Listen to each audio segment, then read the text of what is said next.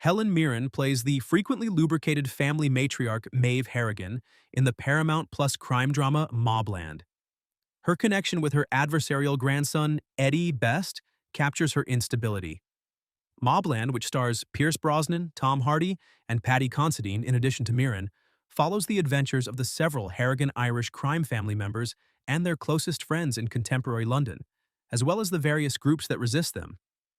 Because of Maeve and Eddie Harrigan's acts, the Harrigans appear to be on the verge of full-scale conflict by the end of MobLand's third episode.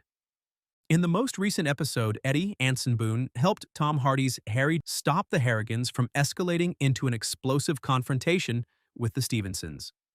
But it appears that Maeve has no plans to allow some degree of peace to establish itself. She used her power over her husband, Conrad, while he planned the general course of their illegal business, just as she had done in each of the first 3 episodes. It's evident that Maeve is more than just the obliging wife of a gang boss. No matter what Eddie does in MobLand, Maeve treats him like he's perfect. Eddie Harrigan has shown himself to be violent and stupid, which is problematic for someone with his wealth and status.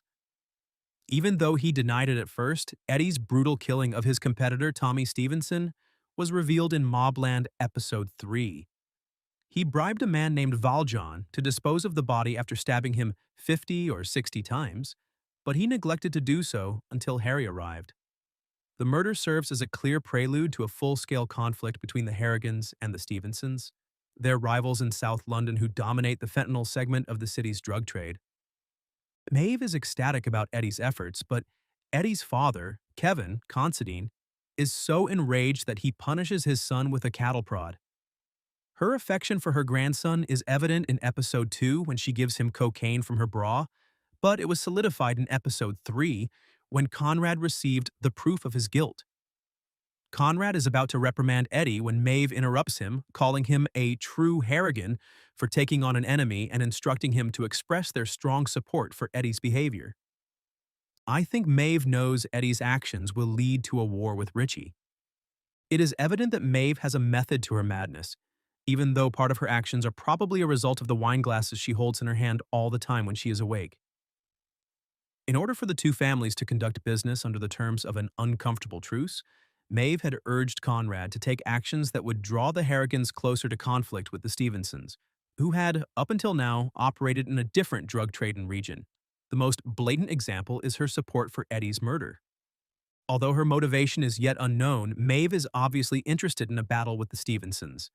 She might just be acting out of pride and confidence in her family and their business, but that seems like a far too explanation for someone who seems to be working in the background. She has so far complimented Eddie on his murder, urged Conrad to kill his old friend Archie as if he were a grasshopper or rodent, and pushed him to pursue fentanyl even though it was the Stevensons' game. Those aren't the actions of someone who wants to succeed in business. Is Maeve the one really pulling the strings in MobLand?